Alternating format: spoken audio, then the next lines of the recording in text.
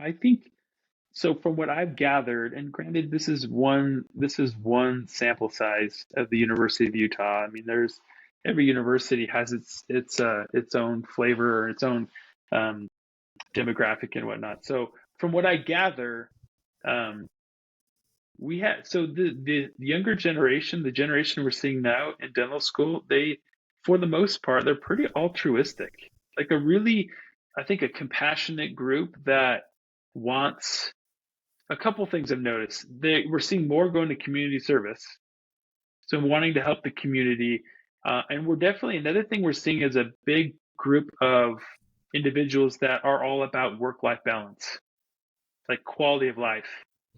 And so the reason I bring those two up is because both of those are kind of a different beast when it comes to business. Like community clinics are They're they like run different, like oxymorons. totally different. Yeah, they're totally yeah, community clinics, state-driven clinics, like they're very different when it comes to business, both in terms of their funding, their finance, everything about them, human resource. It's all very different in terms of compared with, like, say, the typical general practice, private practice that we see. And then in terms of work-life balance, so I would also say, um, for a general practitioner, single doc owner, it can be pretty stressful. Like in terms of work-life balance, I don't know that it's super conducive for like a really healthy work-life balance. I would say most of the time. There are those individuals who have struck a balance and they have implemented excellent systems. They've got a great team supporting them, surrounding them to where they don't come home and think about their practice.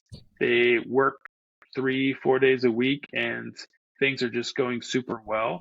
But I would dare say the majority of solo practitioners come home and it's on their mind a little bit, like, having to hire someone, fire someone, having to have a difficult conversation with someone.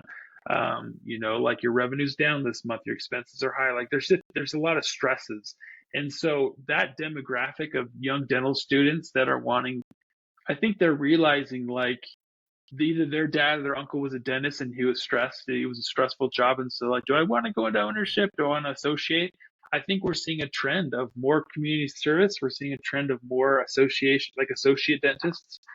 Um, but there's still a small portion that's pretty strong and adamant about entrepreneurship, which is exciting. But I can't tell you the exact numbers of what we're seeing. I'm trying to remember the last I talked.